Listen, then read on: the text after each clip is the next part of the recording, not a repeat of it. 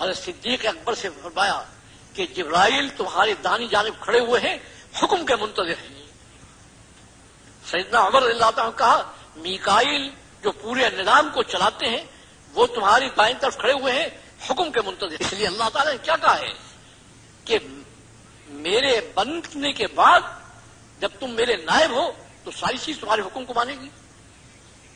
شرط یہ ہے کہ میرے بن کر ان کو، آپ کی تاریخ میں گئی ہوئی بارشوں کو بلا لیتے تھے، آئی ہوئی بارشوں کو واپس کر دیتے۔ عرب میں پہاڑ سے پہاڑ پھٹا اور آتش وہاں پہاڑ سے آگ کا لاوا نکلا، حضرت تمیم داری کو بھیجا کہ اس آگ کو کہو واپس جائے۔ سیدنا عمر رضی اللہ تعالیٰ نے انہوں نے کوڑا لے کر اس آگ کو مارنا شروع کیا اور وہ آگ پہاڑوں میں غائب ہو گئی۔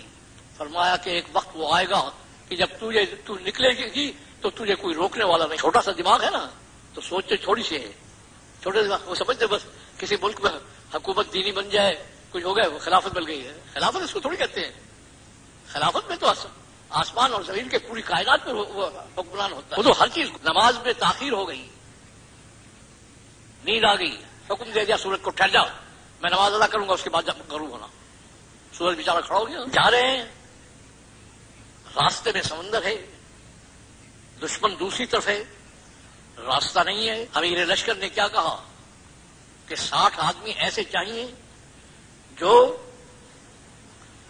اس سمندر کو پار کرنے کے لیے اپنے آپ کو پیش کریں۔ 600 آدمی آئے، 60 کے بجائے 600 آدمی آئے۔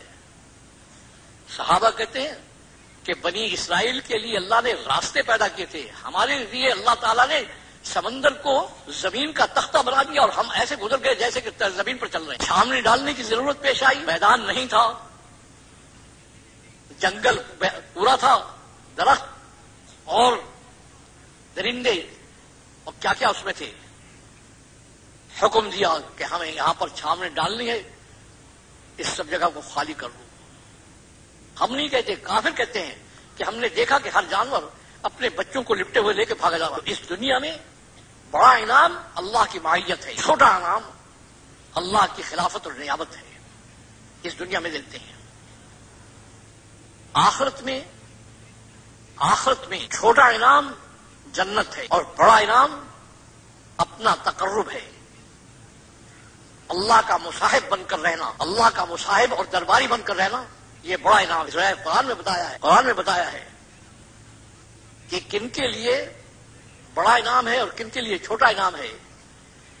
کہا جو میری مرضی کو پورا کرنے کے لیے صرف میرے حکم پر عمل نہیں کرتے بلکہ آگے بڑھنے کی کوشش کرتے ہیں، السابقون، وہ آگے ہیں، اولئک هم المقربون، ان کو میں اپنے مصاحب اور درباری بناتا ہوں۔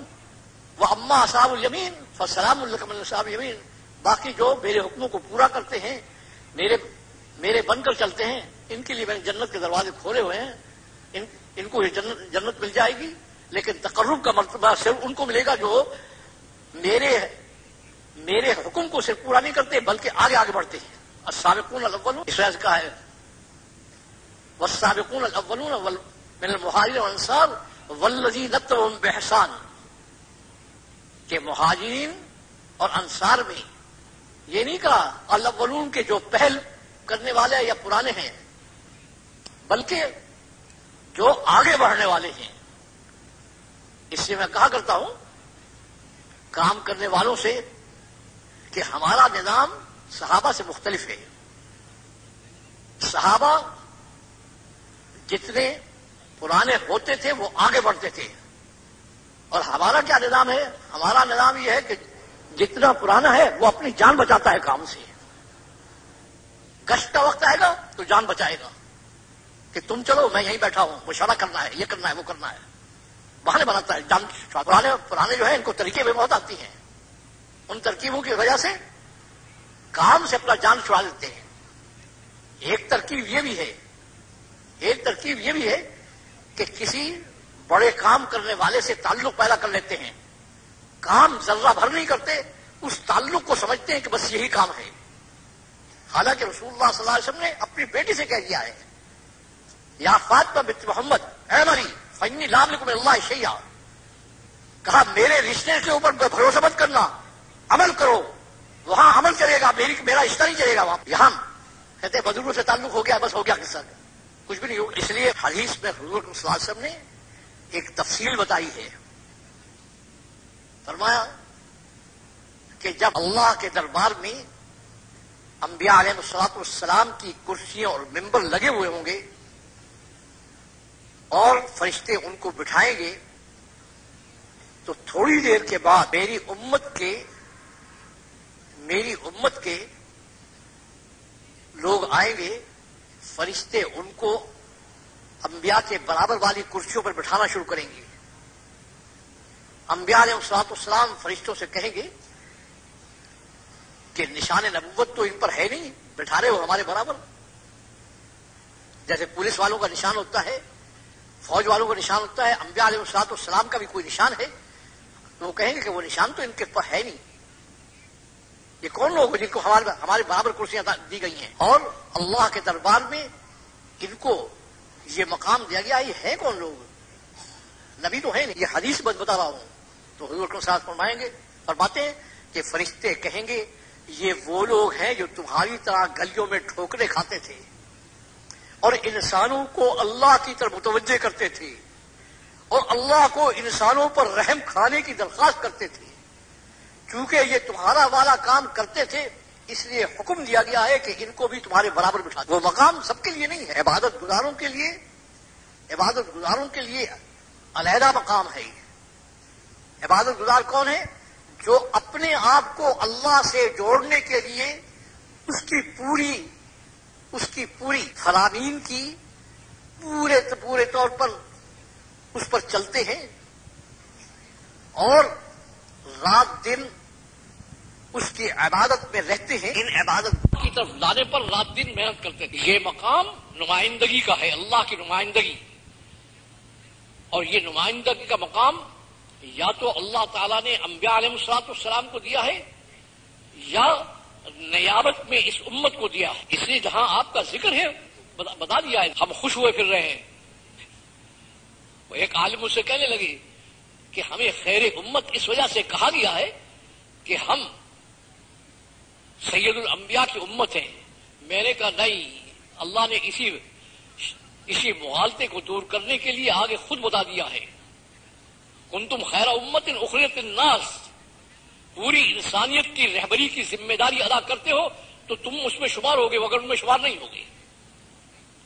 اس لیے میں نہیں کہہ رہا.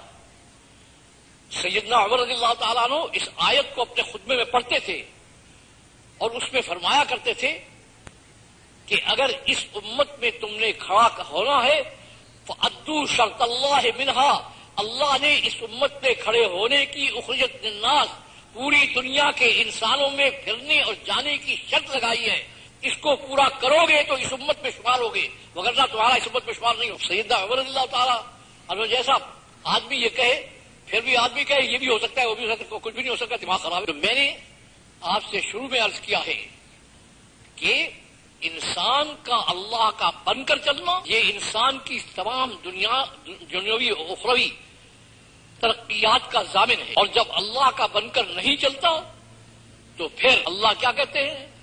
پھر میں ان پر وسائل و اسباب کی بارش کرتا ہوں کہ لو بناؤ زندگی میرے بغیر، میں بھی دیکھتا ہوں کیسے بناتے ہیں. اور جتنے وسائل ڈالتا ہوں اتنے ہی اس کے ساتھ، جتنے وسائل میں ڈالتا ہوں انسانوں کو جتنے وسائل دیتا ہوں اس کے ساتھ ساتھ میرے نظام میں یہ طے ہے کہ مصیبتیں بھی اتنی ہی بھیجتا ہوں، آفات کے دروازے کھول دیتا ہوں، پریشانیوں کے دروازے کھول لیتا ہوں. اس لیے آپ دیکھیں گے جتنے وسائل بڑھتے جا رہے ہیں اتنی ہی بیماریاں بڑھتی جا رہی، جتنے وسائل بڑھتے جا رہے ہیں اتنی ہی پریشانیاں بڑھتی جا رہی، جتنے وسائل بڑھتے جا رہے ہیں اتنی ہی ہر ملک سے آواز آ رہی ہے کہ ہم جس مصیبت میں مبتلا ہے اس کا کوئی حل نظر نہیں آتا. پہلے تو میں آپ لوگوں کی بات کو مان لیتا تھا کہ امریکہ والے انگلینڈ والے بڑے عیش میں ہیں، ان کے پاس یہ ہے وہ. جب میرا وہاں جانا ہوا ان کمبختوں کو تو گھر میں بیٹھ کر کھانا بھی نصیب نہیں. میں نے ان سے پوچھا میں نے کیا مصیبت ہے؟ کہنے لگی اگر ہم بیٹھ کے کھانے کے لیے بیٹھیں اور گھروں میں گھر والوں کے ساتھ رہیں تو ہم کمائیں گے کہاں سے اور لائیں گے کہاں سے اور بنے گا ہمارا کیا؟ اور امت جتنی جتنی ان لوگوں کی زندگی کو اپنا رہی ہے ان والی مصیبتیں ان پر آ رہی ہیں۔ اب آخری بات عرض کر رہا ہوں جو اللہ رب العزت نے فرمائی ہے کہ یہ انسان جب اپنی زندگی چھوڑ کر شیطان حیوان کی زندگی اختیار کرتا ہے، میرا بننے کے بجائے میرے غیر کا بنتا ہے، تو میری رحمت نے یہ تقاضا کیا کہ اس کو کم از کم اپنی زندگی کی طرف متوجہ تو کیا جائے۔ اور فرمایا وجہ بتائی ہے کہ کل قیامت میں آ کر کہو گے کہ اے آقا اگر ہم بھول گئے تھے اور غفلت میں پڑ گئے تھے تو آپ رحم کھاتے اور ہمیں راستہ بتا دیتے تو آج ہم جہنم میں نہ جاتے۔ اس لیے انسان کو اپنا بننے کے لیے اور انسانی زندگی پر لانے کے لیے جو نظام مقرر کیا ہے، جو محکمہ قائم کیا ہے، اس محکمے کا نام ہے دعوت و تبلیغ۔ اس محکمے کے انچارج میرے نمائندے انبیاء علیہ الصلوۃ والسلام ہیں، اور سید کائنات امام الانبیاء خاتم الرسل حضرت محمد صلی اللہ علیہ وسلم کے بعد میں نے آپ کی امت کو آپ کا نائب بنا کر انہی وعدوں کے ساتھ جو میں نے انبیاء کے ساتھ کیے ہیں، ان وعدوں کے ساتھ اس کا انتخاب کیا ہے، اس امت کا انتخاب کیا ہے کہ یہ امت عام امت نہیں ہے، اس کو انبیاء کی نیابت کے لیے میں نے تیار کرایا۔ اس لیے اگر آپ سیرت رسول کہیں آپ نے پڑھی ہوگی تو 10 سال کے بعد پہلی عبادت، دین کی پہلی عبادت دی گئی ہے آپ کو۔ 10 سال تک یہ کیا کرتے تھے؟ تسبیح پڑھتے تھے بیٹھ کر۔ 10 سال تک کوئی دین کی چیز نہیں دی گئی۔ دین دنیا میں کیسے لایا جاتا ہے وہ محنت ان سے کرائی گئی اور ان کو دکھایا گیا کہ اس کے لیے یہ قربانیاں دینی پڑتی ہیں، اس طرح سے کرنا پڑتا ہے، اس طرح سے پھرنا پڑتا ہے، اس طرح سے جانا پڑتا ہے۔ اس لیے جب دنیا میں بھیجنے کا وقت آیا تو صحابہ کے سامنے بالکل واضح بات تھی کہ ہمیں تیاری اسی کام کے لیے کیا گیا ہے۔ حتیٰ کہ کیا کہتے تھے جو اللہ کے راستے میں اللہ کے دین کی محنت کے لیے نہیں نکلتا وہ مسلمان نہیں ہے، منافق ہے۔ صحابہ کے زمانے میں اس کو منافق سمجھا جاتا تھا۔ اب تو بڑی آسانی ہے، مسلمان ماں باپ کے گھر میں پیدا ہو گیا تو کہتا ہے میں مسلمان ہوں، گائے کا گوشت کھا لے تو مسلمان ہوں، مسجد میں آ کے نماز پڑھ لے تو مسلمان ہوں۔ وہاں تو جب تک دین کے لیے مرنا جینا نہیں تھا اس کو مسلمان سمجھا نہیں جاتا۔ تو اللہ رب العزت نے جو نظام بگڑے ہوئے انسان کو اس کی بگڑی ہوئی زندگی سے نکالنے کے لیے اور انسان بن کر زندگی گزارنے کے لیے، اللہ کا بن کر زندگی گزارنے کے لیے جو نظام اللہ تعالیٰ نے بنایا ہے اس نظام کا نام دعوت و تبلیغ ہے۔ اس سے میں نے کہا تھا یہ کوئی تحریک نہیں ہے، یہ اللہ کا مقرر کردہ نظام، اللہ کا نظام ہے کہ سب سے پہلے دعوت اللہ ہے، باقی چیزیں سب بات کی ہیں۔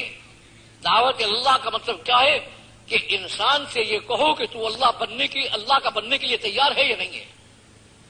سب سے پہلی بات یہ ہے قل ھذہ سبیلی ادعو الی اللہ علی بصیرۃ انا ومن اتبعنی، کہا یہ میرا مقرر راستہ ہے، اور جو یہ کہتا ہے کہ میں حضرت محمد صلی اللہ علیہ وسلم کا اتباع کرنے والا ہوں اس کا مقرر راستہ ہے، اگر اس راستے پر ہے تو وہ میرا ہے وگرنہ نہیں ہے۔ دعوت الی اللہ اس کو کیوں کہتے ہیں کہ سب سے پہلے تو یہ طے کر کہ تو اللہ کا بننے کے لیے تیار ہے یا نہیں ہے، باقی بات تو بات کی ہے۔ اگر اللہ کا بننے کو تیار ہے